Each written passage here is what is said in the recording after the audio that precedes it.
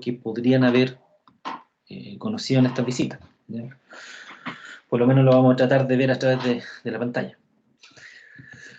Entonces, estos van a ser los dos módulos que vamos a analizar durante este curso. Tenemos dentro de nuestra programación 3 feriados que van a ser el 18 de septiembre, el 12 de octubre, que me parece que es el Día de la Raza, y el 25 de diciembre, que es Navidad, ¿ya?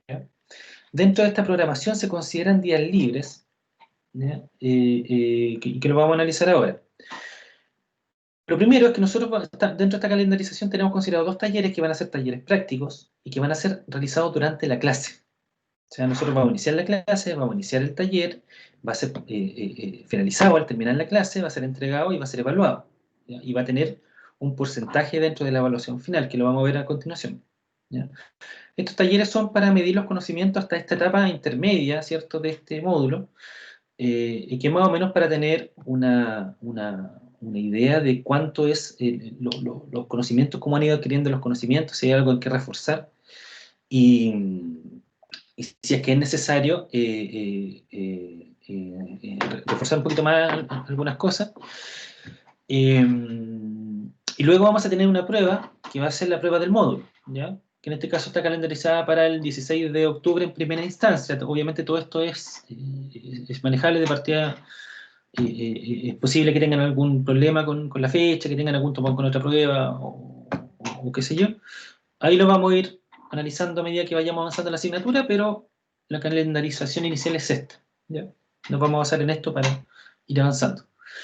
Luego, cuando iniciemos el módulo 2, que hay un error que dice desde el lunes 19 de octubre parte diseño y construcción de embalse, dice ingeniería sanitaria. Voy a corregir eso porque hay un error ahí. Pasamos al módulo 2, que es diseño y construcción de embalse, y tenemos nuestro segundo taller el 9 de noviembre, ¿ya? Y la prueba 2 el 27 de noviembre, o sea, 2 semanas después, 3 semanas después. El 30 de noviembre lo vamos a tener libre, porque dentro de esta asignatura también consideramos un trabajo de investigación que va a ser en grupo. Y este trabajo en grupo va asociado también a una presentación. Ahora, ¿cuál es el tema de las presentaciones? La relevancia que esto tiene es que las presentaciones también pueden ser evaluadas para aquellas personas que se vayan a examen. Por lo tanto, es obligatoria la asistencia de todos a ver las presentaciones de sus compañeros, ¿ya? Finalmente, o sea, puede ser que no asistan a la clase y vean la grabación, no hay ningún problema, pero en el momento del examen va a ser evaluado. Por lo tanto, se considera parte íntegra de la materia. El 18 de diciembre se da libre para finalmente el 21 de diciembre tener el examen, ¿ya? Para aquellos que no tengan la aprobación con las evaluaciones anteriores. Y con eso tendríamos todo el curso, toda la evaluación del curso y la programación. ¿Dudas hasta acá? Consulta. Entonces, no le entendí eso de las presentaciones que tienen que estar para el examen. Las presentaciones va a ser un trabajo investigativo, que los temas a investigar se van a dar ahora dentro de esta semana, para que tengan todo el semestre para analizar el tema.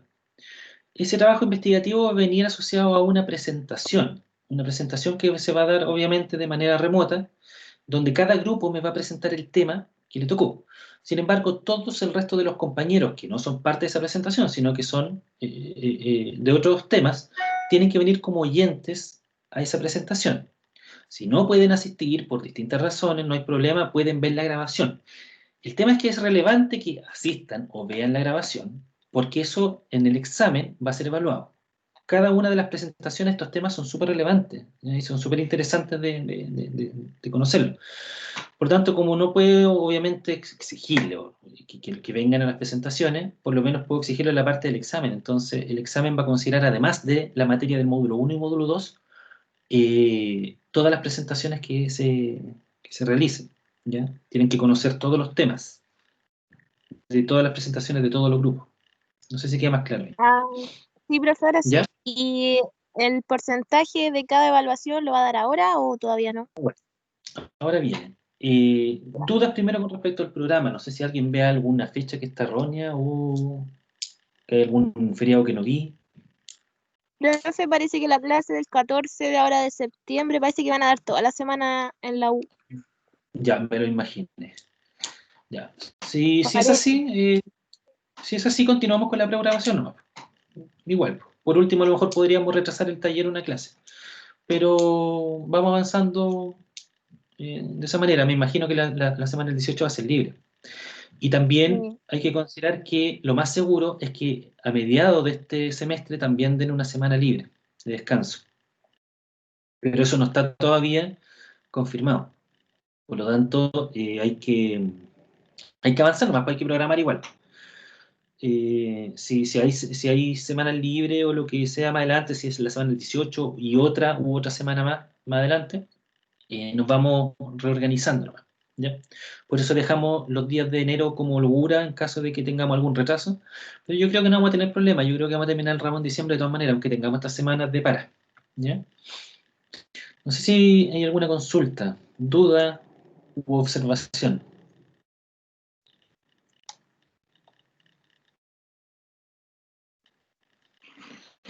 Eh, Ninguna, profe. bueno, cualquier cosa me lo dan a conocer después, ¿no?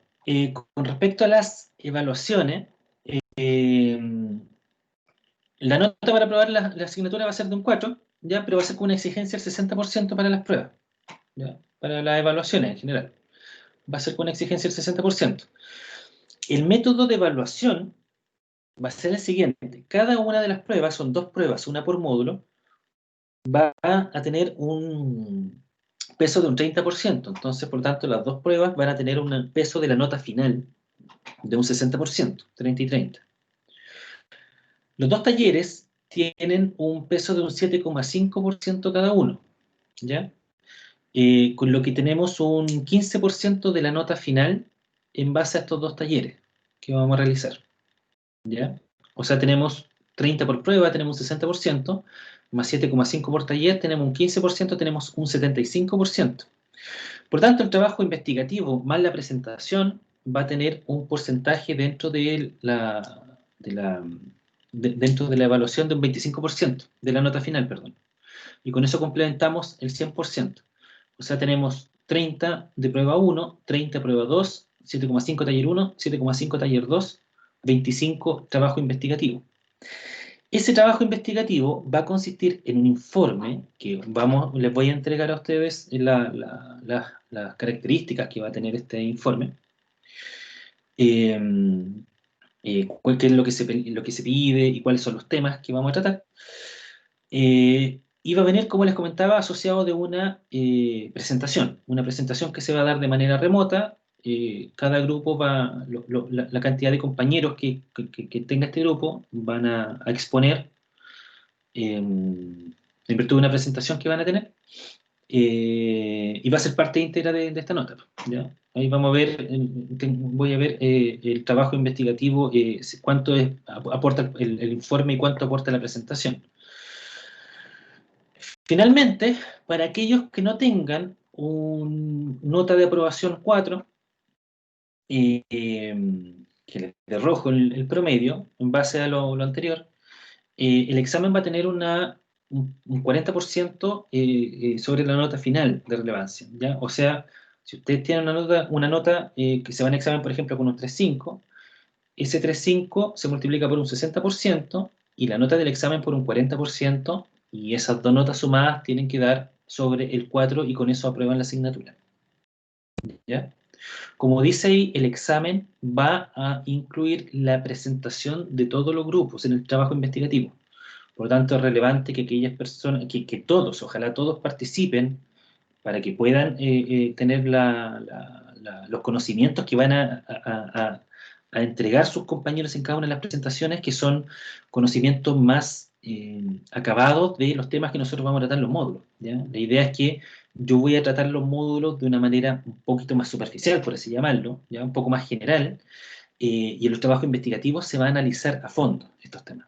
Entonces, es importante que puedan participar como oyentes de las otras presentaciones para que adquieran mayores conocimientos. Al final, eso es lo valorable de hacer estos trabajos investigativos.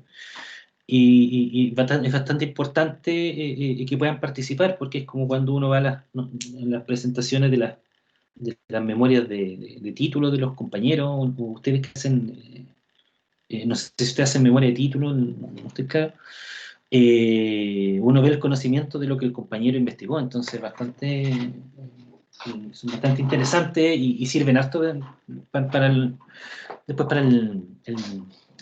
para la pega, ¿ya? Cuando entren a trabajar, los que se dediquen a esta área. Y no solamente los que se dediquen a esta área, porque acá dentro de estos talleres de investigación vamos a ver temas de presupuesto, temas de costos, temas constructivos, temas de normativa, que son cosas que van a ver en todo trabajen donde trabajen y en lo que trabajen lo van a ver. Por lo tanto, tienen bastante relevancia más que solamente en el área hidráulica.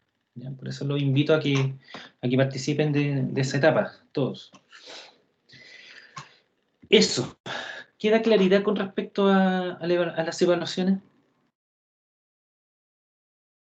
Sí, profe. ¿Ya?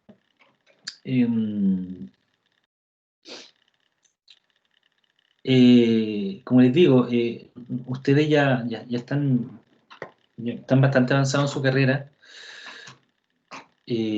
Pronto van a ser profesionales y vamos a ser colegas. Entonces, les pido encarecidamente que tomen esta asignatura como un proceso de aprendizaje para casi profesionales, ¿ya? Ustedes van a ser profesionales muy pronto, entonces esta asignatura particularmente no es un tema que tenga que ver tanto con los cálculos o el tema del diseño, tiene que ver más con el conocimiento que se adquiere respecto a cómo funcionan estas megas construcciones que son un alcantarillado público de redes en este caso particular, en la que vamos a ver, tiene casi como 17 kilómetros de colector de agua servida, ¿ya? Tiene plantas elevadoras, soluciones particulares para las casas, es bien completo, ¿no? Por eso me gusta harto presentar este proyecto.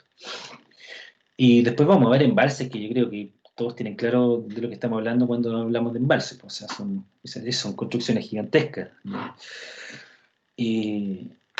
Entonces, no sé si ustedes van a tener la oportunidad, lo dudo, porque no creo que me tengan más ramos que sanitaria y los dos que hago yo de la hidráulica para ver este tipo de construcción. Entonces, eh, estoy apelando a su nivel en el que van de su carrera para que tomen especial preocupación por la asignatura, participen hartas dudas, ya, ojalá conversemos harto de esto, y motivarlos pues, para que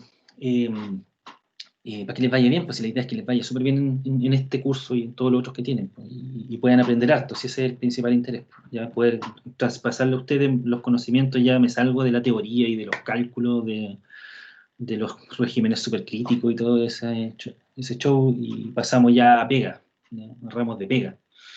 Entonces, eh, espero que les resulte interesante, chiquillos. Consideraciones para el curso. Don Seba, ¿está por aquí o no? Acá estoy, profe. Hola, Seba. Hola. ¿Me puede ayudar con una carpetita Dropbox, por favor? Usted que es el líder de este grupo. ¿Cómo no entendí? ¿Para guardar todo? Para guardar todo. Necesito, acuérdese, se hace una carpeta Dropbox con los correos de sus compañeros. Ya, sí, yo lo hago. Hago un drive Entonces, mejor, porque Dropbox no lo sé hacer muy bien. Hago un drive. eh, ok, un Drive. El Drive no sé si puedo instalarlo acá, yo prefiero trabajar con Dropbox, la verdad. Sí, por último la creo yo, pero necesito los correos. Necesito el listado de compañeros, de alumnos y los correos, por último, y la creo Ya, yo. ya, Pero profe. necesito un precedente. Ya. Algo irrelevante, eh, particularmente, difiere harto este curso del anterior, que ahora sí que yo hablo harto y la presentación es solamente apoyo. Esto yo voy a hablar netamente desde el punto de vista de la experiencia, ¿ya? Les voy a comentar más adelante en mayor profundidad de que este proyecto de alcantarillado que vamos a ver, desde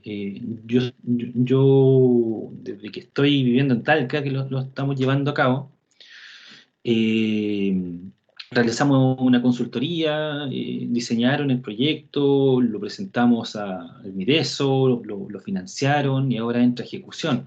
Entonces yo he estado en toda la vida de este proyecto, por lo tanto lo conozco hasta la última cota de una cámara, la conozco. Entonces yo les voy a contar en base a la experiencia en qué consiste este proyecto, ¿ya? Y todos los aspectos técnicos de él. Y con respecto al tema de la bibliografía, también les voy a ir subiendo, una vez tengamos esta carpeta, les voy a ir subiendo los antecedentes a medida que vayamos avanzando en el curso, ¿ya? Son varios antecedentes que sirven para este curso, para este módulo. Por lo tanto, lo vamos a ir subiendo a medida que vayamos avanzando, para no llenarle una carpeta con antecedentes que no van a entender para qué son, ¿ya? Eso. Así que por favor, Sebastián, me ayuda con eso y muchas gracias. Vamos a hacer una especie de clase introductoria hoy día, porque como estamos recién volviendo la semana, la idea es partir un poquito despacio. Ya, y les voy a contar en qué consisten estos dos módulos, qué es lo que vamos a ver, ¿ya? Qué es lo que vamos a analizar en estos dos sistemas gigantescos que vamos a ver, ¿ya? Un poquito para que lo entiendan, para que se hagan la idea. Ojalá para que se pongan a investigar un poquito en qué consisten los proyectos, etc. ¿Ya? Y con eso vamos a ir avanzando después, obviamente, ya meternos un poquito más en tierra derecha con respecto a cada uno de ellos, ¿ya? A ver, los dos módulos, como yo les comentaba, nosotros, el primer módulo que vamos a analizar es un proyecto de ingeniería sanitaria, ¿ya? El proyecto de ingeniería sanitaria, como tal, quiere decir que es un proyecto que sirve para el saneamiento en este caso, de las personas, ¿ya? Saneamiento sanitario de las personas, que es un concepto importante porque el saneamiento sanitario tiene que ver con todas las necesidades, con todos los requerimientos que tiene la población para poder satisfacer sus necesidades de saneamiento, ¿ya? ¿Cuáles creen ustedes que son estas posibles necesidades? ¿Cuáles son las necesidades de saneamiento sanitario de una población? Ustedes, por ejemplo, ¿qué necesitan en cuanto a la parte sanitaria? ¿Qué creen ustedes que necesitan para poder vivir? ¿Qué creen ustedes que nosotros hablamos cuando hablamos de saneamiento sanitario? ¿A qué nos referimos? ¿Agua potable? Agua potable. Necesitamos agua, es parte de nuestra necesidad sanitaria. ¿Qué más?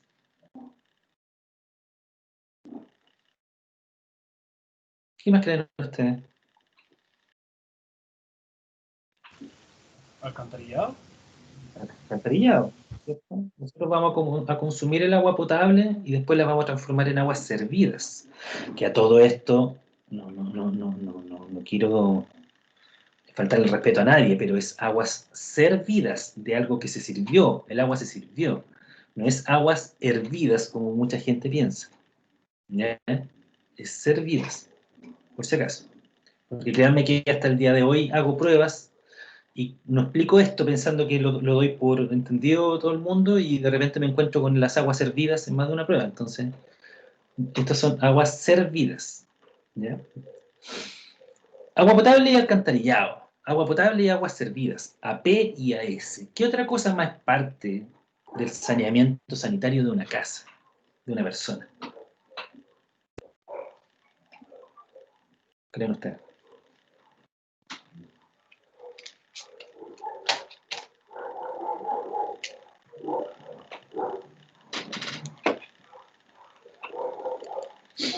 La basura, ¿o no? También es parte de saneamiento sanitario. Si les dejan la basura en la puerta de la casa durante un mes, ¿qué pasa? ¿Cierto?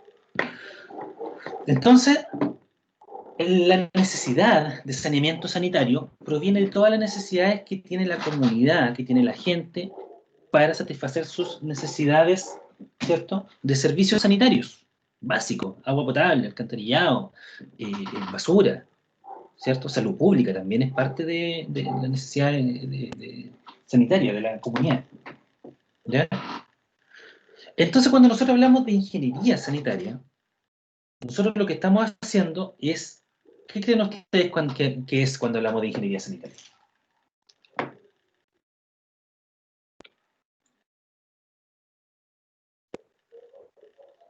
Es como entregar solución a todas esas necesidades. Las que recién hablábamos.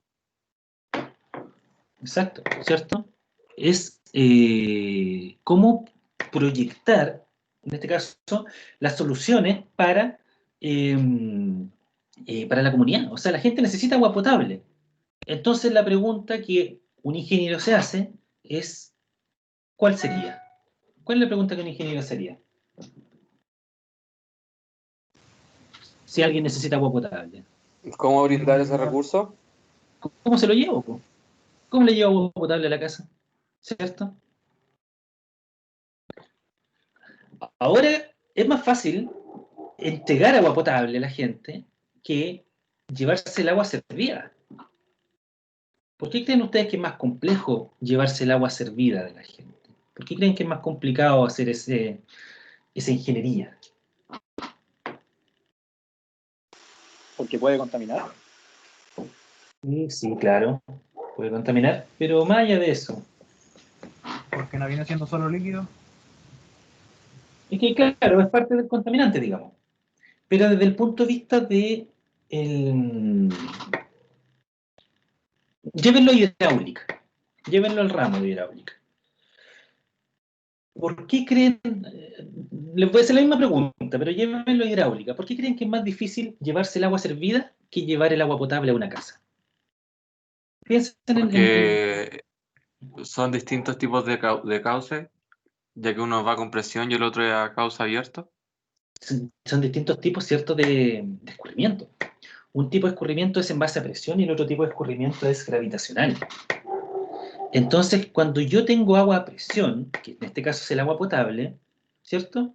Las herramientas para poder llevar esa agua potable a una casa no es complicado, no es complejo. Yo puedo llevar agua desde aquí, desde mi casa, hasta una casa que está a 100 metros de altura. Puedo bombear, ¿cierto? Llevarme el agua hasta ese sistema, ¿cierto? A 100 metros de altura, hasta esa casa a 100 metros de altura. Pero es súper difícil cuando tengo que llevar el agua servida de mi casa a una planta de tratamiento de agua servida que está a 100 metros de altura. ¿Y por qué es difícil? Porque el escurrimiento es gravitacional. Entonces ahí es donde viene el análisis de la ingeniería, ¿ya? La ingeniería sanitaria. ¿Cómo yo puedo entregarles, facilitarles la vida a estas personas, llevarles agua potable, sacarles agua servida, ¿cierto? ¿Cómo puedo hacer eso en función de las herramientas que tengo como ingeniero? Entonces de ahí viene el concepto de la ingeniería sanitaria, que viene de todo, bueno, la palabra ingeniería viene de la palabra ingenio, ¿sí? Por eso se llama ingeniería, ¿ya? Entonces, ¿cómo yo utilizo las herramientas que tengo, que me han enseñado a mí en mi periodo de estudio como profesional, cómo las llevo a hacer un producto que me permita solucionarle el problema a estas personas? Poder llevarle agua potable, poder llevarme el agua a servir. Entonces, dicho esto, el tema de un proyecto sanitario, ¿ya? Un proyecto sanitario tiene que entender también de que son un montón de elementos que lo conforman. No es tan solo ver cuál es la necesidad, porque por un lado está la demanda y está la oferta, que es un concepto que vamos a ocupar mucho acá, ¿ya? Oferta y demanda. Por un lado tenemos la demanda, que la gente necesita tomar agua. Mi trabajo como ingeniero es ofrecer la infraestructura para que esa agua llegue a su casa. Y para ofrecer la infraestructura no solamente es llevar tubos, no solamente construirlo, sino también diseñarlo. Créanme que lo que ustedes vieron en hidráulica, en el módulo 1, es las herramientas que se utilizan para diseñar redes de agua potable en el trabajo. Esa es la metodología para diseñar. Lo que ustedes aprendieron en hidráulica en el módulo 1 es lo que se utiliza para el diseño de redes de agua potable en la realidad. Y lo que ustedes aprendieron en el módulo 2, con la ecuación de Manning y el caudal y la pendiente y todo eso, lo vamos a utilizar acá. Y van a ver que con esas herramientas nosotros vamos a diseñar redes de alcantarillado. O sea, aquí nosotros vamos a hacer un nexo súper relevante entre lo que vimos en hidráulica y lo que vamos a ver en este curso. Entonces, como les decía, un proyecto de ingeniería sanitaria, ¿cierto?, es un análisis de oferta y demanda, no es otra cosa. Hay una demanda que es que la gente necesita tomar agua y necesita que sus aguas servidas se vayan a algún punto y que sean tratadas, ¿ya? Por tanto, mi deber como ingeniero es poder generar la infraestructura para poder llevar el agua potable y poder llevarme el agua servida. Ahora, para generar esa infraestructura yo primero tengo que calcularla, ¿cierto? No puedo encauzar un río en una tubería de 50 milímetros. No puedo, ¿cierto? Entonces, por eso les digo, un proyecto de ingeniería sanitaria considera el diseño y la construcción, y con eso yo voy a poder generar la oferta para la demanda de las personas. Pero todo esto parte de la necesidad que van a tener estas personas. ¿Cierto? Ustedes usan un computador porque en algún momento la tecnología avanzó y se dieron cuenta que necesitaban meterse a internet, o más antiguo en mi caso, ¿cierto? Necesitaban meternos a la Encarta. Yo creo que ustedes ni conocieron la Encarta. Entonces, para buscar información, ¿cierto? Necesitaban internet para poder buscar información, para aprender, para estudiar, para entretenerse. Entonces, con esa demanda, esa gran demanda que hay de computadores, ¿cierto? La oferta es, vayan a cualquier retail nomás y vean cuántos computadores distintos pueden comprar, cuántas marcas hay. ¿Ya?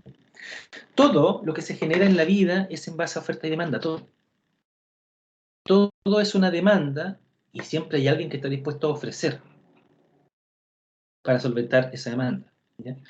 En este caso es exactamente lo mismo, la gente demanda agua potable, demanda agua servida, y nosotros como ingenieros somos los encargados de proyectar las obras, diseñar, calcular y construir las obras necesarias para poder satisfacer esa necesidad. ¿Ya? Ahora siempre, cuando ustedes se encuentren en la situación de que ven una necesidad, ustedes como buenos ingenieros lo primero que van a decir, ya perfecto, ya la necesidad es tanto, la gente necesita tomar tanto agua y me voy a sentar en el escritorio a calcular cuánto necesito construir, cómo necesito construirlo para poder resolverlo.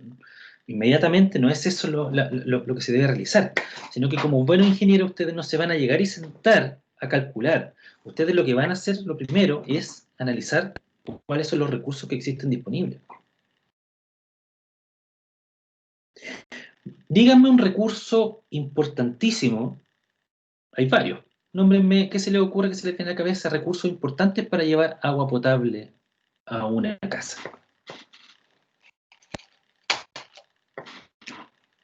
La energía. ¿La qué, perdón?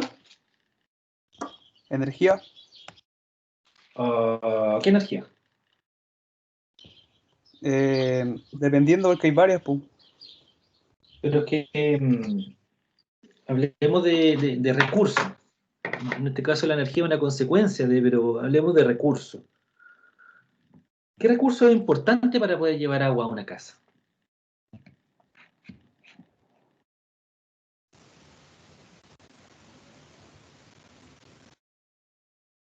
¿Qué creen ustedes? ¿Económico? ¿Qué, perdón? ¿Un recurso económico? Veámoslo desde el punto de vista técnico. ¿Las tuberías?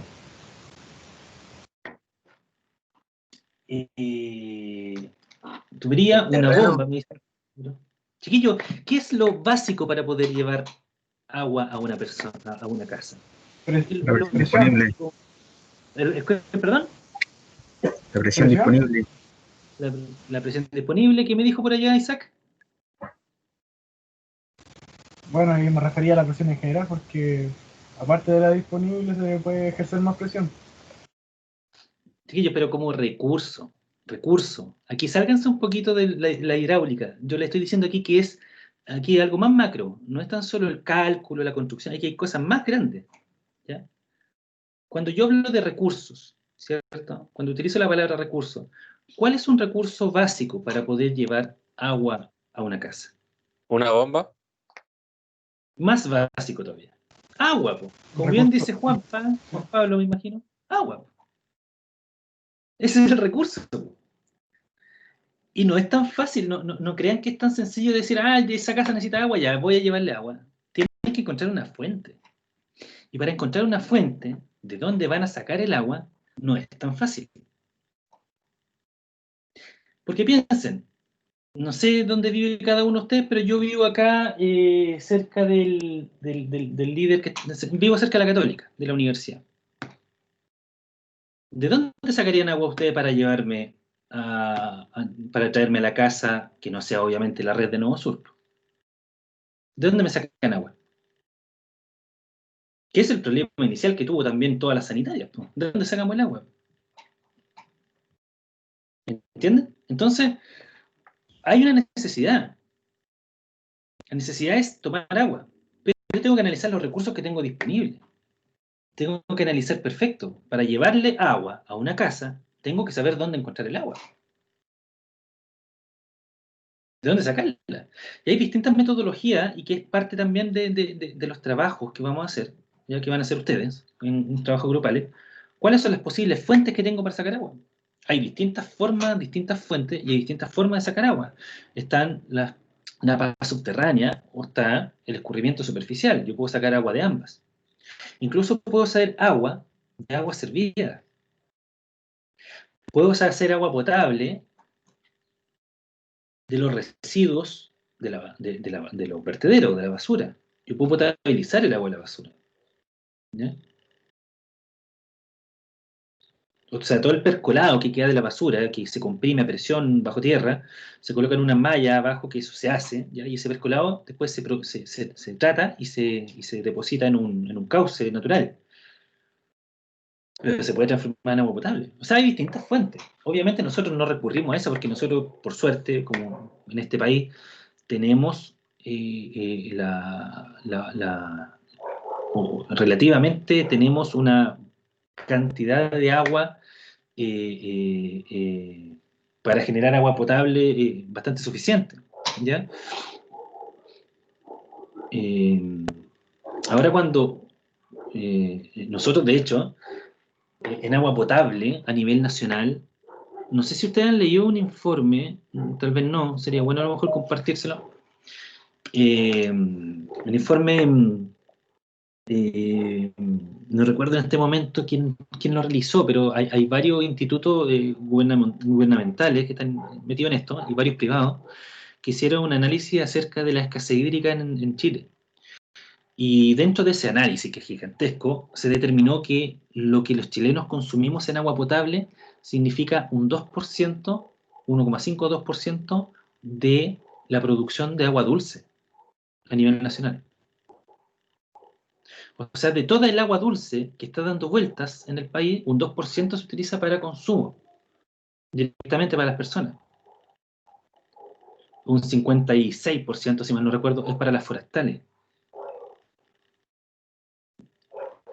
Y un 40 y tanto por ciento para la agricultura. Queda un 8% que se reparte entre las mineras, entre el agua potable y no me acuerdo quién es más. Entonces, el agua es un bien escaso.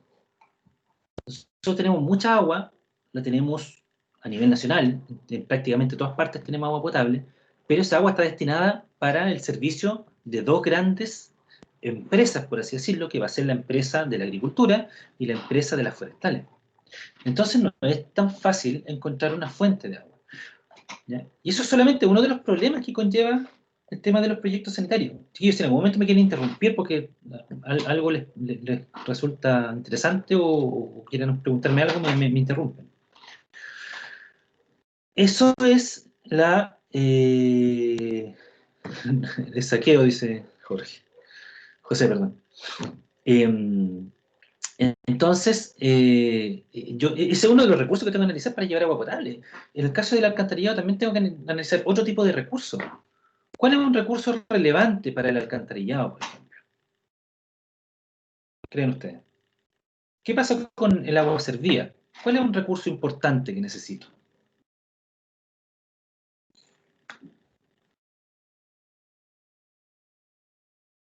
¿Qué pasa? ¿Ustedes se han puesto a pensar alguna vez qué pasa con el agua servida?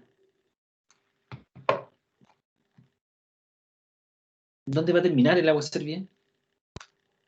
¿Lo saben? ¿No se supone que una vez que se trata se devuelve a algún cauce? Exacto. Toda el agua servida de una comunidad, de una ciudad, de un sector, de donde sea, toda esa agua servida va a parar a una planta de tratamiento de agua servida. Que la planta de tratamiento es un sector, ¿cierto?, donde hay un montón de equipos que generan procesos dentro de esta planta que permiten atacar entre comillas, todos aquellos compuestos que vienen con el agua servida, ¿cierto?, que son dañinos, nocivos para la salud. De partida, nosotros sabemos que el agua servida es producto de tirar la cadena, ¿cierto?, de los lavaplatos, por lo tanto, trae una gran cantidad de carga orgánica el agua, ¿ya? Trae materia fecal, trae restos de comida, etc. Y todo eso va a parar al alcantarillado. Por otra parte, también vienen productos químicos, o sea, no sé, por el mismo los lavalosa, el cloro, y no sé cuántos productos químicos más. Otro tipo de cosas también que la gente tiene la mala práctica, ¿ya?, y la falta de conciencia de arrojar al alcantarillado. Hay casos bien emblemáticos, por ejemplo, un caso en Francia, en el río, en el Nesa, que la gente al eliminar un cierto compuesto químico dentro del agua servida, que más adelante me voy a acordar y lo voy a contar bien, la planta de tratamiento no trataba ese compuesto, que era el litio, y generó mutaciones en los peces que vienen en el río, ¿ya? Entonces, para este caso, para el tema del alcantarillado, un recurso importante es tener un cuerpo receptor, ¿ya?, que es el cauce, se le denomina cuerpo receptor, es el cauce que tiene un caudal suficiente para que pueda ser depositado esta agua servida tratada, una vez pasó por la planta de tratamiento, después se va por un emisor y es depositada en el agua, en este cuerpo de agua receptor, y que se va a mezclar junto con el agua que viene de aguas arriba de ese canal, o río, o lo que sea, estero, y se va a hacer parte de él. Pero es agua tratada, por lo tanto es agua que ya no tiene esos compuestos nocivos para la salud, ¿ya? No tiene la carga orgánica, para eso se utiliza cloro, no tiene los ciertos compuestos químicos, ¿ya?, que también tienen unos procesos para eso. Un recurso importantísimo también y que es considerado recurso es la topografía. O sea, un recurso es mi terreno, cómo está conformado mi terreno, cómo es la forma que este tiene, ¿ya? Porque obviamente mi proyecto, como está bajo tierra, en ambos casos, tanto en agua potable como en alcantarillado, va a depender de la topografía. Y de la topografía dependen un montón de factores, ¿ya? Depende de partida las soluciones técnicas que voy a entregar para poder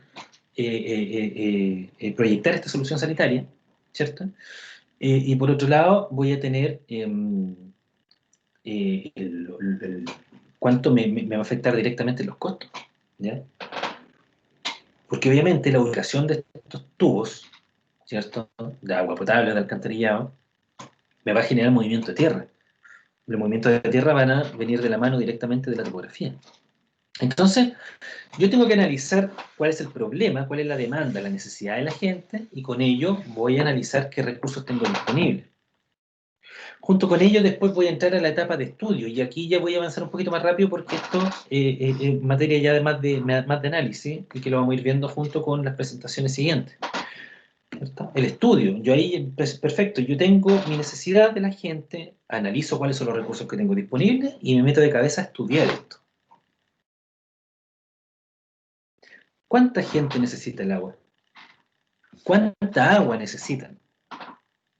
¿Cómo está distribuida esta gente en la zona que necesita el agua? ¿Por qué? ¿Por qué les digo esto? Denme un segundito que voy a conectar acá algo.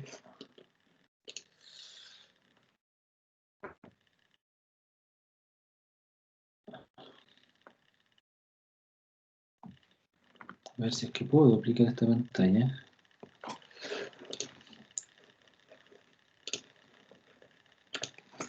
Me voy a conectar de nuevo mejor.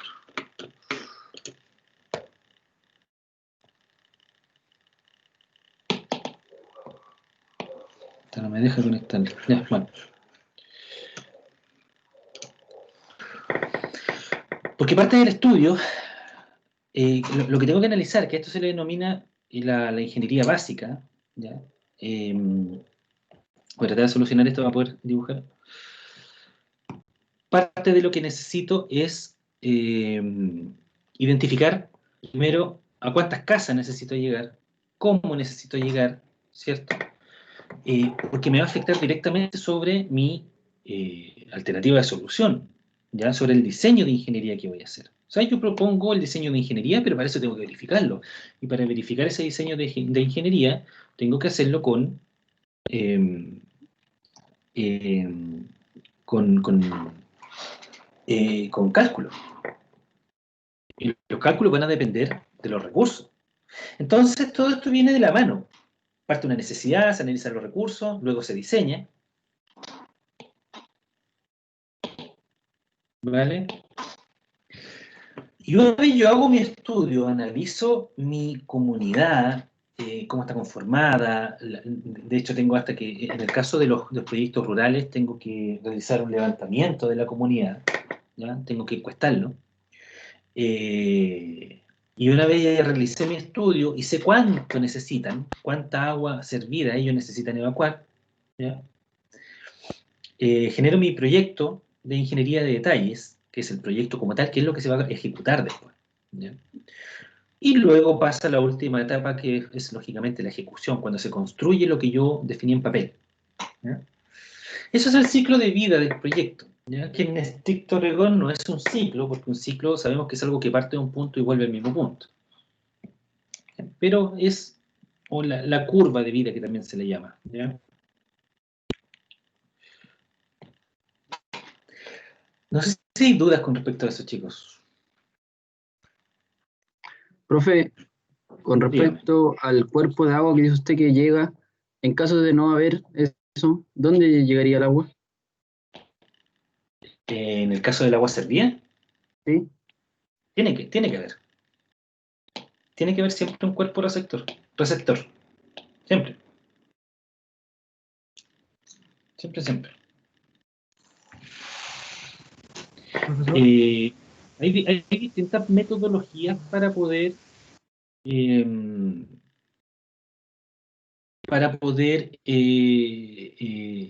tratar el agua servida, y distintos métodos para poder depositar las aguas servidas, pero siempre tiene que haber alguien que la reciba, ¿sí? No puede desaparecer de la nada. Ahora bien, hay países de los cuales nosotros estamos muy alejados, que las aguas servidas tratadas las utilizan para riego, por ejemplo. No necesariamente se devuelven a un cauce, sino que se almacenan para riego, ¿ya? Nosotros estamos un poquito alejados de eso. Dígame, Isaac. yo tenía dudas en cuanto a lo que es la mantención de todo lo que viene siendo de tubería y todas estas construcciones hidráulicas, porque en sí se ve un gran trabajo realizando todo lo que viene siendo alcantarillado y todo, pero ¿cómo se trata la mantención en eso? Porque no se generan paralizaciones de las calles muchas veces que van por debajo de la tubería y todo eso. ¿Cómo se hace la mantención de eso? Exacto, ese es uno de los temas complicados con respecto a este tipo de proyectos, ¿ah? Por el hecho de estar bajo tierra. Pero yo le hago la pregunta a ustedes. ¿Cómo creen ustedes que se hacen las mantenciones de los sistemas de alcantarillado? o qué obra está construida para poder realizar mantención en los sistemas de alcantarillado? ¿Qué creen ustedes? ¿Vendrían siendo las cámaras? Cámaras. Las cámaras del alcantarillado, ¿cierto? Las cámaras que uno ve a mitad de la calle, ¿cierto? Esas están creadas para poder realizar mantenciones. Hay hartas formas de mantener un sistema de alcantarillado, ¿ya? Uno de los por ejemplo, para realizar mantención y saber en qué estado está una alcantarilla, porque como bien dice Isaac, está bajo tierra. Entonces, ¿cómo es posible que yo sepa si es que el tubo se rompió? O está embancado, que embancado se le llama cuando se junta material dentro del tubo que está produciendo una obstrucción al escurrimiento natural del agua, ¿cierto? O normal, ¿no? Más que natural, normal. Entonces, para eso se tiene la inspección televisiva, ¿ya? Que la inspección televisiva es una camarita que se mete en el colector, que se mete por la cámara, ¿cierto? Se mete en el colector y que permite ir filmando en qué estado está el colector bajo tierra. Para realizar mantención, por ejemplo, hay dos tipos de camiones, que son los camiones hidrojet, que ustedes me imagino que han visto unos camiones gigantescos de Nuevo Sur que andan dando vueltas de repente, que están llenos de manguera. Hay uno que es el camión hidrojet y otro que es el camión limpiafosa. La diferencia entre el hidrojet y el limpiafosa es que uno inyecta agua a presión, que en este caso es el hidrojet, y el limpiafosa que absorbe el agua, ¿ya? Chupa el agua. Por eso se llama limpiafosa, porque en las soluciones particulares, por ejemplo en la fosa en el campo, va este camión, mete uno la manguera y este camión chupa el agua servida, ¿cierto? Y la deja almacenada en su estanque. En el caso del camión hidrojet es al contrario, ese tanque viene lleno de agua y a través de una manguera inyecta agua a presión. Entonces con eso es posible realizar limpieza en el colector. Uno se mete por la cámara de inspección, ¿cierto? Mete la manguera dentro del colector y le inyecta agua a presión. Y con eso limpia todo el embancamiento, las piedras, la basura que puede haberse almacenado dentro del colector, el barro, la tierra. Todo lo que puede estar ahí metido, ¿cierto? Lo va a limpiar gracias a esta manguerita que trae agua a presión. Y para saber si es que necesita reparación el colector o un reemplazo, derechamente, cambiarlo, lo que se hace es que se hace la filmación, ¿ya? Que se mete una cámara de teleinspección que lo que hace es que se mete la camarita y va grabando, filmando todo lo que está pasando dentro del colector. Entonces, si se encuentra con una rotura o con algo que tiene que ser corregido dentro del corrector, le permite, entrega la herramienta, en este caso al interesado, para que pueda realizar las labores respectivas. Así se trabajan estas cosas, ¿ya? En el caso del agua potable es mucho más difícil, porque el agua potable uno no puede, de partida no tiene cámaras para poder meterse, cámaras de inspección para poder meterse y ver qué está pasando dentro de la tubería, porque es una tubería que trae agua a presión, ¿cierto? Entonces no es como llegar y cortarla, va a saltar agua para todos lados. O sea, todos han visto alguna vez en la tele cuando se revienta una matriz, lo que pasa. Se come las calles, salta agua para todos lados, es como un grifo abierto, ¿entiendes? Entonces, en el caso de las matrices, es más difícil realizar mantención, pero es más fácil encontrar las fallas. Porque siempre una matriz, cuando falla, como es agua a presión, es como que ustedes tengan una manguera y le hagan un hoyito. Todos han tenido manguera en su casa y tienen un hoyo y salta el agua para todos lados. Es lo mismo, pero va a pasar bajo tierra. Entonces, ¿qué es lo que va a acusar? ¿Cierto? Y de repente en el terreno vamos a ver que se va a empezar a posar agua. Y cuando ustedes ven eso, inmediatamente saben que, como saben que hay una matriz ahí, inmediatamente van a saber que la matriz tiene una falla, ¿ya? Una pérdida. Entonces con eso pueden meterse a realizar mantención o reemplazo o reparación de la red. Esa es la forma de realizar mantención, de todas maneras lo vamos a ver más adelante. Ahora, en el tema del agua potable, a diferencia del agua servida que pasa por debajo del eje de la carpeta, ¿cierto? De la calzada, el agua potable siempre va por la vereda, por lo mismo, porque es bastante más complicado y bastante más común en las fallas. Entonces, se proyecta por la vereda, generalmente muy cercano entre la vereda y la calzada, ¿cierto? Donde está el pastito, los arbolitos, generalmente pasan más cerca por ahí, ¿ya? Obviamente siempre alejado del agua servida, para que no exista, no se vaya a producir nada, ni una mezcla ahí entre el agua servida y el agua potable. Y siempre va a una profundidad de 1,10 m hasta la clave del tubo. ¿Ya? La clave del tubo es la cota superficial del tubito. ¿Dudas con eso?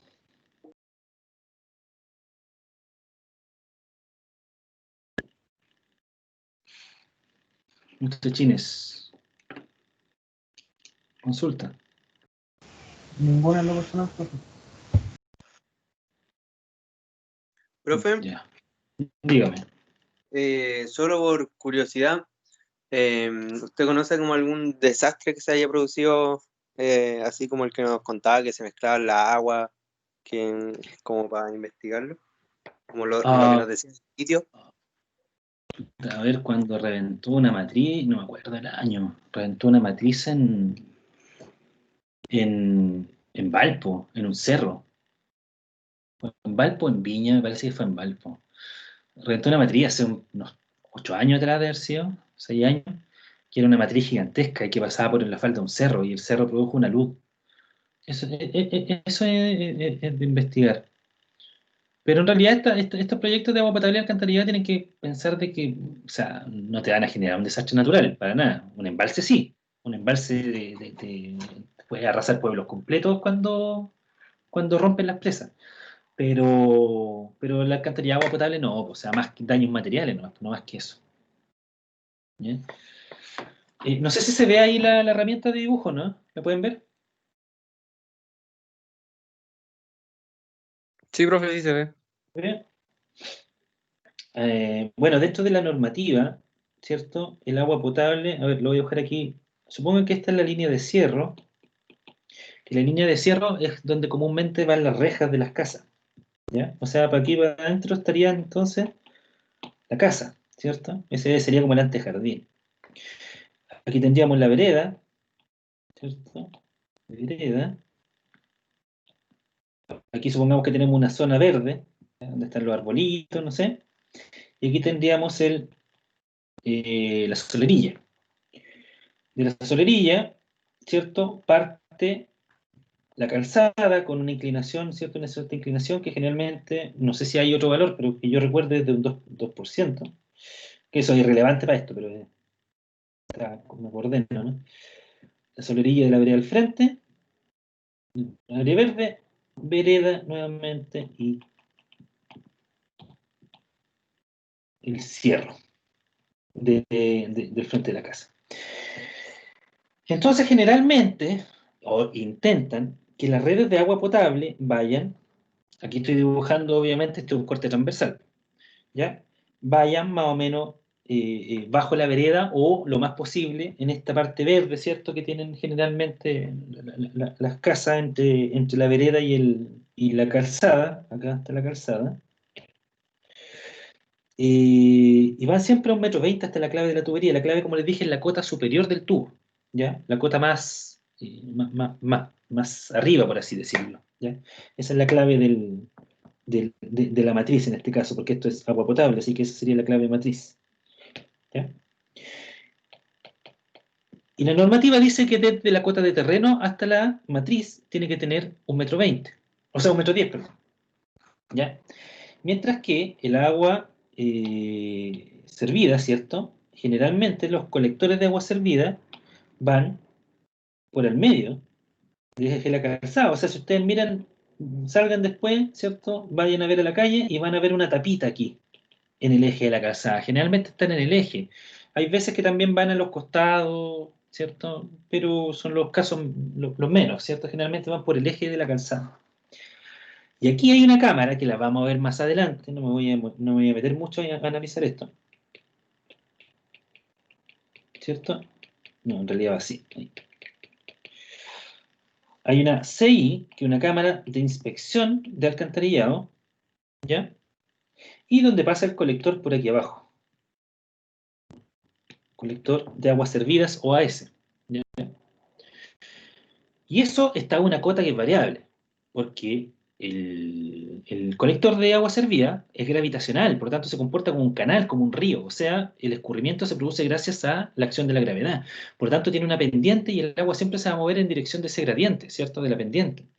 Por lo tanto, pueden encontrarse con un colector a 2 metros, a 3 metros, a 4 metros. Yo he visto colectores a 7 metros u 8 metros en algunos casos, ¿cierto? En Concepción me acuerdo que encontraron un colector que era como del año 30, que estaba a 11 metros de profundidad. Entonces se va a ir profundizando a medida que sea necesario, ¿no? Para que pueda llevar el agua servida. Y ahí, como vamos a ver más adelante, se produce un problema bien complejo porque profundizar tanto un colector genera una inversión muy grande, porque es un movimiento de tierra, mucho movimiento de tierra, y no solamente movimiento de tierra, sino que también trabajar esa profundidad viene asociado de trabajar con entibaciones, por ejemplo. ¿Ya? Que las entibaciones son estos muros, ¿cierto?, que uno instala en las obras, que tienen que ver con movimiento de tierra para que los taludes de la excavación no cedan, ¿cierto? Y no colapsen, ¿ya? Entonces, ¿qué herramientas tenemos nosotros para poder evitar profundizarnos tanto en un colector? ¿Ya? Eso lo vamos a ver también más adelante. Ahí me salí completamente de esta introducción que estoy dando, pero sirve. Ya analizamos el tema del ciclo vida de este proyecto. No sé si hay alguna duda con respecto al dibujo, lo que vi anteriormente. Todas las preguntas son válidas, chiquillos. Acá lo importante es que ustedes se nutran de cosas. La duda que les salga, a lo mejor ustedes han visto algo durante toda su vida y no tienen idea de qué es, pero siempre han tenido la duda. A lo mejor muchos de ustedes dicen, ¿a qué sirven esas tapas que están al medio del eje de la calzada? Ahora ya saben. Más adelante vamos a ver cómo está conformada una cámara, pero por ahora solamente nos dedicamos a saber de que eso es una cámara de inspección de agua servida. No sé si hay alguna duda.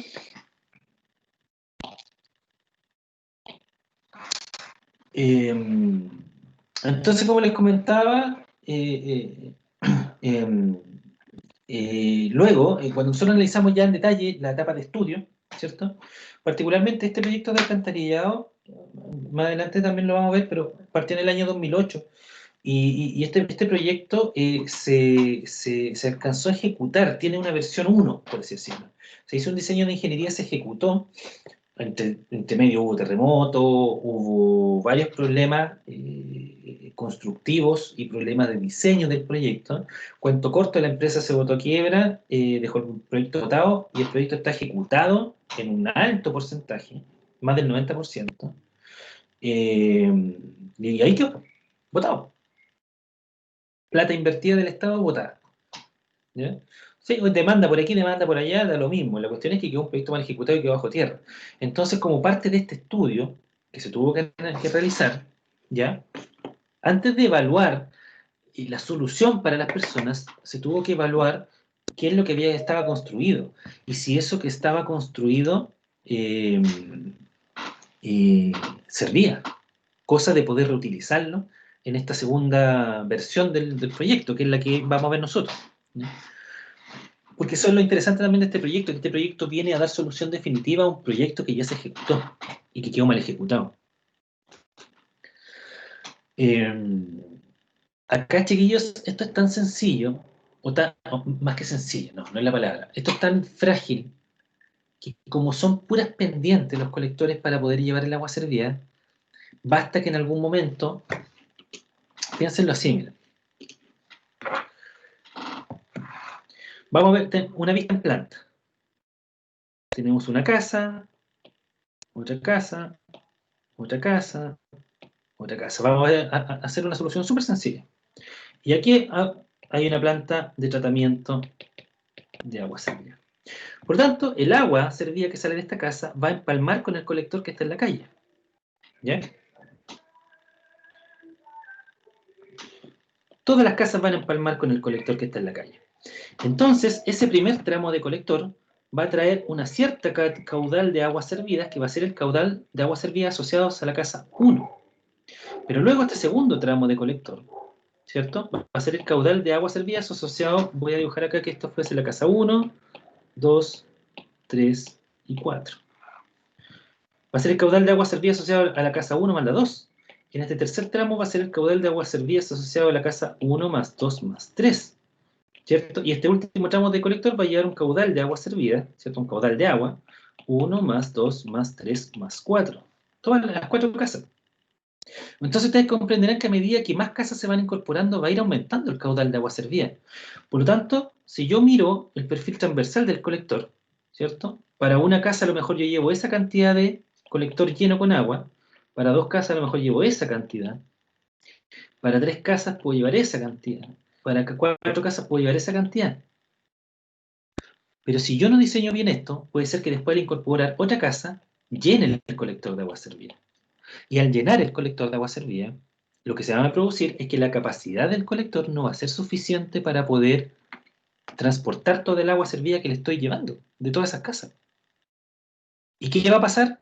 Los que han estado por acá cerca, no sé, los que conocen el negocio El Jairo, ¿alguien lo conoce el negocio El Jairo? ¿Lo ubican? No, profe, yo no. ¿Lo Uno que está ubican? por lado norte. Legendario. Está cerca de la calle El Mall, esa circunvalación, no sé cómo se llama esa circunvalación. En la pues. 24 Oriente. Cerca de la Nueva Orlando, profe, ¿no? Exacto. Sí. Sí. Sí, Y entonces se dan cuenta que ustedes ahí hay una bajada súper inclinada y después vuelve a subir, ¿cierto? La Y pendiente de la Nueva Orlando. llega un poli ahí, ¿cierto? Sí, sí. O un Cefam, no sé. Sí, sí. Ya, ahí en el punto bajo, no sé si alguno de ustedes anduvo por ahí cuando estaba lloviendo, pero particularmente en ese punto reventaba el colector. Y cuando revienta el colector es cuando por esa camarita que está en la calle empieza a salir el agua servida. Y ese era un problema, no sé, puede ser un problema de mantención, puede ser un problema de diseño, un problema de ejecución, no lo sé. Pero ese colector reventaba y el agua salía. Entonces, esto es tan frágil, ¿ya? Que si yo no calculo bien el dimensionamiento del colector y lo lleno de agua, ¿qué va a pasar? El agua va a querer salir por algún lado. El agua quiere salir por algún lado. Y ese lado va a ser una cámara, que es la parte que va a estar en contacto con la superficie. ¿Cierto? Y ahí queda la grande. Y esos son casos que son emergencias sanitarias. Y caen multas por ese cuento y todo. Ahora, a nivel urbano, acá en nuestras casas, no hay tanto problema, porque el agua se va a ir por la canalización de agua lluvia, ¿cierto? Que es lo que está ahí bajo la solera, y se va a ir nomás el agua. Pero en un sector rural, el agua servida se les mete a las casas. Entonces ya no es tan sencillo el tema. ¿Ya? Por eso es importante. O bien, ¿qué pasa si yo este sistema, ¿cierto? Aquí lo estoy viendo en planta, lo voy a ver ahora un corte transversal.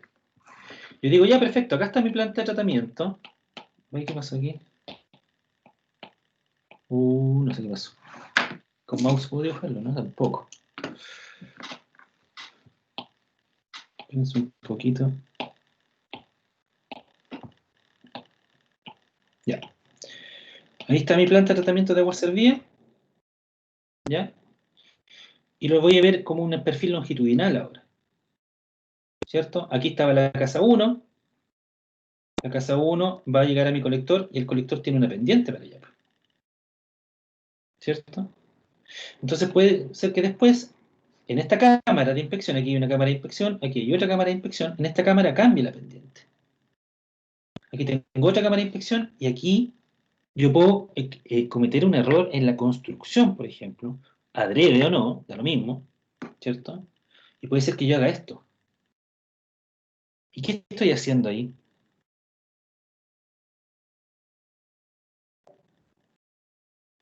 ¿Qué hice ahí?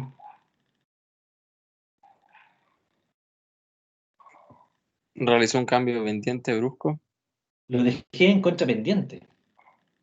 Entonces yo el agua, ¿cierto? Y aquí tengo mi casa, que está tirando caudal de agua servida hacia el colector, y luego ese caudal va en esa dirección, porque para allá está la pendiente, ¿cierto? Lo mismo aquí hay otra casa, ¿cierto? Aquí tengo otro caudal de agua servida, se van a ir sumando los caudales, y de repente aquí se va a encontrar con una pendiente que nada que ver. Ahí va a reventar, ¿o no, profe? Ahí va a reventar esa cámara. Entonces, ¿por qué les digo esto? Porque yo lo he visto muchas veces que no ¿Profe? hay...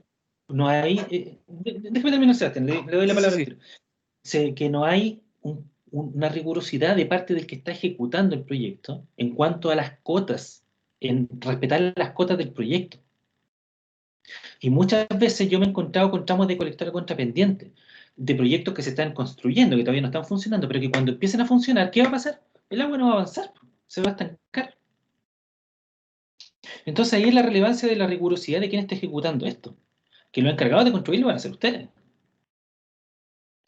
Yo les digo, chiquillos, ustedes, no importa a lo que se dediquen, ustedes van a ver esto. Todos. Ustedes se van a dedicar a las urbanizaciones para proyectos de loteo, se van a dedicar a construcción, de lo mejor, de sistemas de alcantarillado. Y ustedes esto lo van a ver. Siempre. Siempre lo van a ver esto. Por eso es que es importante que tengan en la retina la sensibilidad del hecho de lo importante que es respetar un proyecto. Porque muchas veces, y lo digo con respeto nuevamente, yo me he encontrado con ingenieros constructores que se pasan por la reverenda al diseño, y después tenemos este tipo de problemas, nos quedamos con este tipo de cachos. Entonces es súper importante que tengan esa claridad del problema que puede generar esto. ¿Ya? Porque esto, una vez ejecutado, después empieza a funcionar, no va a encontrar con el problema. ¿Y qué hay que tener que hacer? Ahí vais a tener que, no, esta cuestión quedó mal ejecutada, tenéis que levantar eso, tenéis que darle pendiente. A lo mejor la pendiente ahora no te va a dar con la planta de tratamiento, porque quedó más abajo. ¿Qué hacemos? ¿Cómo resolvemos esto? Al final te van a terminar echando. Así de sencillo. ¿Ya? Sebastián me hace una pregunta. sí, profe, es que, pucha, ahorro el dibujo. Ya no importa. A ver si puedo ver atrás. Ahí está. Vale. Ya. Es que en el caso, por ejemplo, ya, se revienta la cámara 2 creo que, la que está en contrapendiente. Sí, ¿Hay una la tres. posibilidad que las aguas servidas se devuelvan a la casa que está anterior a esa? Mire, usted tiene que entender que el agua siempre se va a comportar como estando dentro de una piscina. Siempre. El agua siempre va a llegar, va a tener un nivel horizontal. Entonces, si yo tuviese algo así, por ejemplo,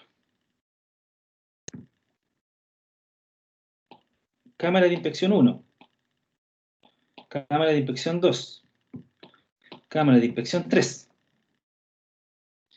Si se empieza a acumular agua aquí, ¿dónde va a reventar el agua? ¿En qué cámara? En la 2. En la 2. Porque el agua se va a comportar como una piscina. Siempre va a ser horizontal el nivel de agua. Entonces, si se llena de agua aquí y se llena de agua acá, obviamente va a reventar por el punto que tenga contacto con la superficie que esté más bajo. Entonces, ¿qué es lo que pasa ahí? Si yo tengo mi casa, a ver cómo lo veo esto, lo voy a ver como un perfil transversal. Yo que tengo aquí mi casa, de aquí sale la red de aguas servidas, ¿ya? Que va en dirección al colector que está aquí en la calle. Si yo tengo, por alguna razón, más de alguno ha visto que de repente hay calles que están por debajo de la calzada. Supongamos que la calzada está aquí arriba. Ahí está la cámara y aquí pasa el colector. En realidad no me sirve mucho eso porque siempre tiene que estar más abajo. Ahí. Si yo tengo una camarita aquí al interior y yo descargo mi agua servida, que siempre hay una cámara que se llama la cámara de unión domiciliaria, que esa camarita todos la tienen en el antejardín de las casas, ¿verdad? Se llama la cámara de unión domiciliaria, que es la que conecta la red interior, ¿cierto? Que es esta que está acá, esta es la red interior, la conecta con la red pública, que es el colector de agua servida que está afuera. Si por alguna razón, a ver, acá está la cámara de inspección, ¿cierto? La cámara de inspección pública, y el colector pasa por aquí abajo. ¿Ya? Aquí está la cámara de unión domiciliaria que está más abajo que la cámara de inspección de este tramo de colector, porque está la casa por debajo de la calzada, ya está en un hoyo. Si se fijan, las pendientes dan para que la casa descargue al colector. ¿cierto? El caudal va hacia allá, y aquí el caudal va hacia allá, por lo tanto, no hay problema de pendiente. El agua cae. Pero si este colector colapsa, ¿cierto? Esta es la cámara de este colector. Si este colector colapsa, ¿cierto? Porque no pudo avanzar el agua, porque aguas abajo hay un tramo en contrapendiente, o se embancó, algo pasó, y se empieza a acumular el agua en esta cámara, ¿cierto? Aquí está el nivel de agua, se empieza a acumular agua. ¿Dónde va a reventar el nivel de agua? ¿Dónde va a reventar el agua? En la Va casa a reventar primero. en la calle. Sí, po. No va a reventar en la calle, po. Va a reventar en la casa, ¿cierto? En la unión domiciliaria en este caso, dice el compañero. Fíjense que el nivel de agua lo dibujé aquí. Todavía no llega a la cámara de inspección pública, pero aquí ya sobrepasó la cota de la cámara de la unión domiciliaria. Por lo tanto, el agua aquí ya salió y te dejó todo el antejardín con caca. Peor, tal vez te reviente dentro de la casa. Te puede salir aguas servidas por el lavaplato, por el lavamano. Este es un caso, obviamente, ¿ya? Hay un montón de otros casos, pero es el ejemplo que se me da para poder explicar de que sí, puede reventar dentro de una casa. Entonces, como les comentaba, parte del estudio en este caso considera un catastro de ingeniería, que el catastro de ingeniería fue hacer un análisis de cuánto y qué estaba malo dentro de este sistema de alcantarillado, ¿ya? De todo lo que se ejecutó, todo lo que se pagó, ¿cierto? Cuánto se ejecutó mal, en qué situación estaba, qué sé yo. Y ese catastro de ingeniería hace que uno entregue después un informe, o sea, tenía como producto un informe, que ese informe decía que efectivamente esto está malo, esto está bueno, esto está malo, esto está bueno. Finalmente la conclusión es que el proyecto estaba todo malo, así que había que hacerlo todo de nuevo prácticamente. Y vamos a revisar el informe de catastro de ingeniería. Luego pasa una etapa de anteproyecto, que vamos a explicar también más adelante en qué consiste esta etapa de anteproyecto, pero que es evaluaciones de soluciones posibles, ¿ya? Porque ustedes habrán escuchado de más de alguna persona que en algún momento dice que para un mismo problema hay distintas soluciones, y efectivamente en esto no es la excepción, ¿ya? Un anteproyecto de ingeniería, que es una palabra que ustedes van a escuchar muchas veces y siempre es para lo mismo. Un anteproyecto es analizar distintas alternativas para un mismo problema. O sea, ustedes me pueden decir ya, por ejemplo, aquí está la planta de tratamiento y aquí tengo un cerro. Y acá tengo la casa. Esto estoy haciendo un análisis súper básico, absurdo, solamente para explicar el problema. Entonces yo necesito llegar desde esa casa hasta esta planta de tratamiento de agua servida. ¿Cómo llego? Si tengo un cerro ahí entre medio.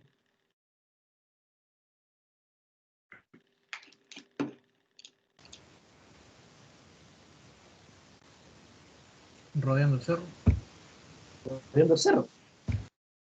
Pueden rodearlo por aquí. Pueden rodearlo por acá. O los más tenaces me dirán, yo paso por el medio del cerro, no, ni ahí con cuestiones. Hago la excavación y paso por el medio del cerro. Entonces aquí tienen tres alternativas. Alternativa 1, alternativa 2 y alternativa 3. Tres alternativas que tienen un monto de inversión asociado, las tres distintos, tres montos de inversión distintos, costos asociados que vamos a analizar después en qué consisten los costos, ¿ya? Y que te resuelven el mismo problema, pues. Llevas el agua servida hasta la planta de tratamiento de agua servida. Y eso es un anteproyecto de ingeniería, donde se hace todo este estudio básico y se analizan las posibles soluciones. Y luego, cuando se analiza la mejor opción, la mejor alternativa, ¿cierto? Se entra en la etapa de proyecto de ingeniería, donde se realiza la ingeniería de detalles, que es donde se entregan los productos de planos, presupuesto, especificaciones técnicas y memoria de cálculo. Y esos cuatro antecedentes son para ejecutar. Con esos cuatro antecedentes usted se lo entrega al contratista y le dice, tome, construya esto.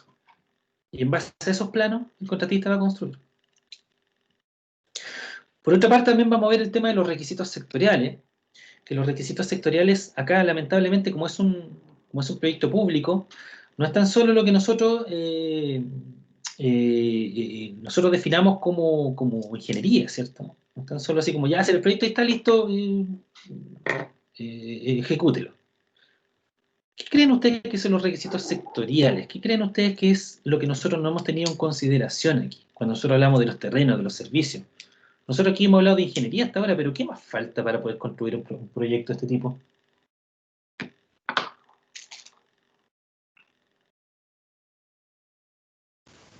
Los permisos, Plata. ¿Normativa? ¿Permiso? ¿Algo otro, compañero? los permisos de edificación, de excavación en ciertos puntos y de Permiso de poder edificación. trabajar en ciertos sitios también, porque cada sitio tiene su propósito. Ya, vamos por partes. Permiso de edificación. ¿Quién entra en el permiso de edificación? ¿A quién se lo pide? A la municipalidad. Exacto, a la Dirección de Obras Municipales. Ellos están en el permiso de edificación. Entonces el proyecto ya tiene que ir a parar a alguien que me lo tiene que autorizar antes de poder ejecutarlo. Que me diga, no, ese proyecto desde el punto de vista de nosotros puede ser ejecutado. ¿Quién más está metido en esto, creen ustedes?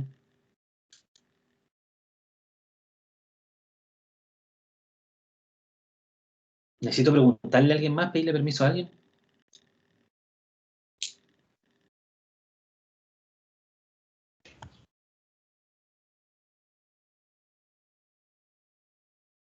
¿Qué pasa con los caminos?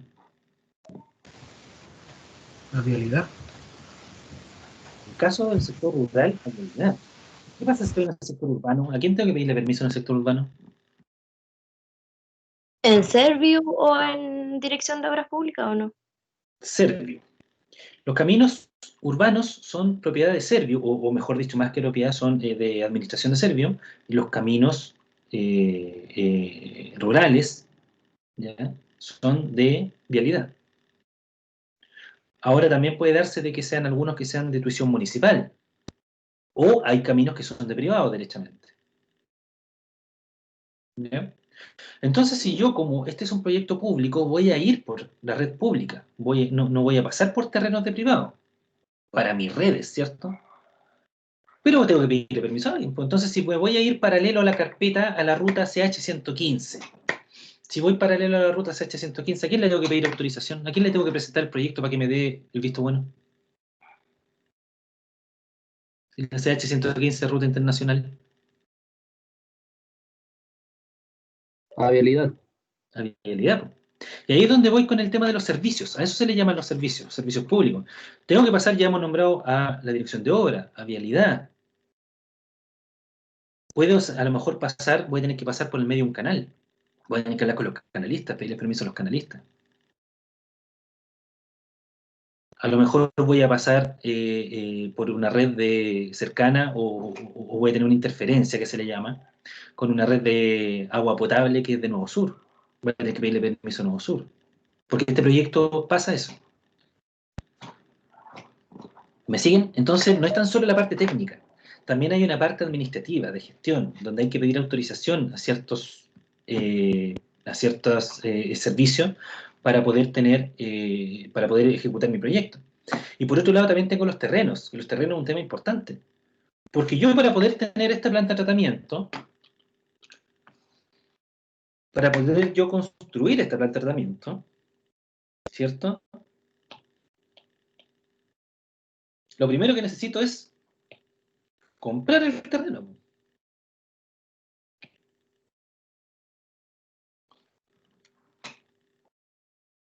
Entonces la compra de terreno también es un tema relevante a analizar, ¿ya?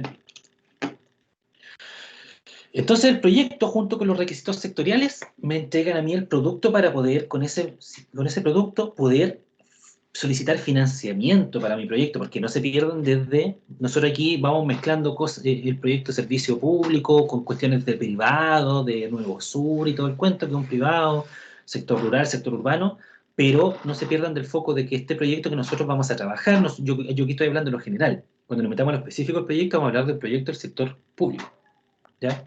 Rural. Entonces, el proyecto más los requisitos sectoriales, yo con eso voy a solicitar la autorización a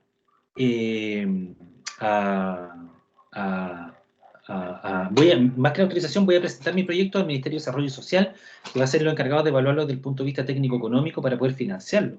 Y los que lo financian son los coordinadores regionales, los que votaron, y de repente aparecía una lista de los CORE, o los coordinadores regionales no tienen ni idea que cresta es un CORE. Un CORE lo que hace es que maneja la billetera del Estado. ¿Ya? O sea, ellos son los que aprueban qué proyecto se financia y qué proyecto no se financia. Para que sepan. Y eso es lo que vamos a ver con respecto al módulo 1. Y con respecto al módulo 2, vamos a ver lo que es la hidráulica de embalses. ¿Ya? Aquí la voy a hacer más corta porque esto va a ser después en materia de segundo módulo para no enredarlos tanto. Vamos a ver cómo está conformado un embalse, cuáles son las obras que están asociadas, porque un embalse no es tan solo un muro que retiene agua, tiene un montón de obras asociadas. ¿Ya? Tiene vertederos, tiene canales de aducciones, obras de toma, ataguías, presa, tiene túnel de desvío, ¿ya? Sala de máquinas, válvulas, tiene un montón de cosas asociadas. Entonces vamos a ver todas esas obras que están asociadas y cuáles son los tipos de presa que se utilizan generalmente para los embalses, que esos tipos de presas dependen de un montón de factores. Dentro de ellos está la topografía, la geología, ¿ya? Del sector donde quiero instalar mi embalse. Depende de la oferta hídrica. ¿Cuánta agua voy a tener disponible? Porque es muy distinto almacenar una columna de agua, ¿cierto?, de 200 metros a almacenar una columna de agua, por ejemplo, en una garganta que tenga 200 metros de profundidad el muro, ¿cierto?, a almacenar una profundidad de 20 metros, por ejemplo, en un colbún, en un lago, ¿cierto? Que en un lago se aprovecha más la superficie que la cantidad de agua que puedo almacenar río arriba, en el caso de un embalse en una garganta. ¿Ya? Entonces va a tener obviamente menos profundidad. Y se utilizan distintos tipos de muros. ¿Cuáles son los usos? Hay varios tipos de uso en embalse, pero que está definido finalmente en lo que es el consumo. Puede ser para agua potable, en el riego y en la generación hidroeléctrica. Esos son como los tres, los tres grupos grandes de posibles demandas para una central, o sea, no una central, es un embalse. La central hidroeléctrica solamente para hidroelectricidad. Y obviamente vamos a hablar también de cómo se hace la ingeniería para esto, cómo se hace el análisis, ¿ya? Cómo se diseña esto. Y ya hablamos de datos estadísticos, los datos de diseño, cuáles son las aplicaciones que tenga esto, cómo vamos a diseñar, ¿ya? Entonces, a modo de objetivo, ¿cierto?, vamos a estudiar un proyecto de saneamiento sanitario público con el fin de comprender las metodologías de diseños y criterios de construcción tal de satisfacer la demanda de servicio. O sea, vamos a analizar la demanda y vamos a ver cuáles son los criterios para diseñar. Los criterios tanto desde el punto de vista de la normativa como los criterios desde el punto de vista de la ingeniería.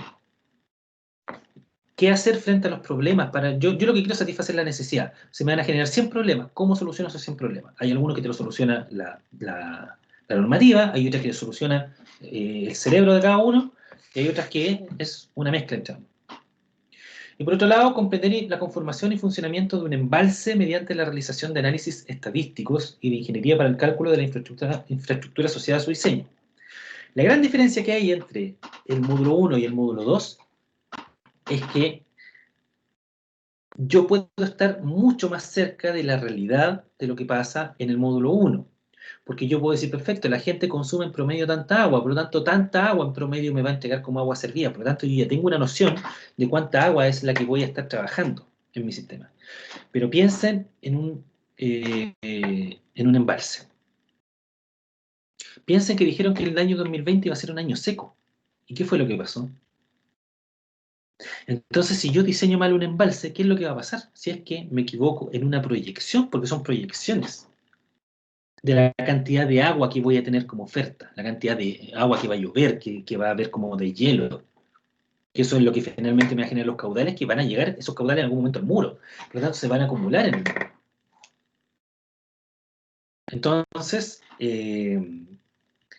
es mucho más complejo analizarlo en la parte del embalse, la cantidad de agua, porque ahí yo tengo que utilizar necesariamente datos estadísticos para poder entender o más o menos proyectar cuánta es el agua que voy a tener, ¿cierto?, como oferta para satisfacer la demanda hídrica que va a ser generación hidroeléctrica, riego, etc.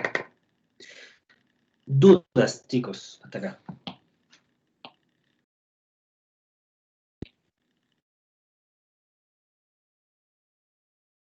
No sé si queda claro lo que vamos a ver. Profe, Dígame. en este caso, lo último hay que considerar una cantidad de años para ver o un máximo histórico. ¿Usted me dice de lo que se conoce de la cantidad de agua de años anteriores? Sí, profe. Claro, o sea, nosotros la estadística que se analiza ahí es, en virtud de las estaciones, vamos a conocer las estaciones fluviométricas, las estaciones pluviométricas, van a aprender, que ustedes lo vieron ya en hidráulica, las estaciones fluviométricas, pero aquí ya la vamos a analizar un poquito más en detalle. Vamos a analizar los datos, qué se puede hacer con los datos. Y con eso, cómo después uno proyecta obras con esa información. ¿Ya? Van a tener 60 años de datos, 80 años de datos, y con eso vamos a proyectar. ¿Ya? ¿Qué podría pasar en los años siguientes, en los años futuros? Y en virtud de esa proyección de lo que va a pasar con los caudales en esos años futuros, nosotros vamos a construir obras, a diseñar obras. Entonces ahí es donde está lo complicado de esto, y donde está lo bonito de esta cuestión, que al final ustedes en función de datos estadísticos están generando mega proyectos, mega construcciones, donde si cometen un error en los cálculos, puede morir gente, así de sencillo. O sea, es algo bien, bien crítico y obviamente desde el punto de vista de un ingeniero es interesante analizarlo. ¿Ya? ¿Dudas, chicos, hasta acá?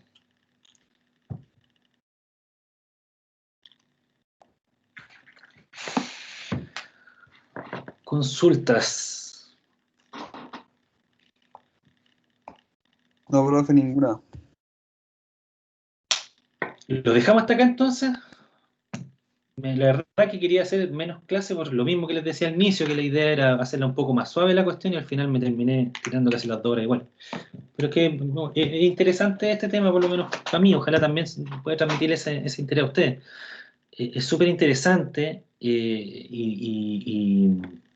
por la importancia que tiene esto. ¿Ya? Va a ser es súper relevante para el futuro profesional de ustedes, chiquillos. Así que ojalá, espero todas las clases que estén igual de atentos y interesados en esto. Lo dejamos entonces hasta el día viernes.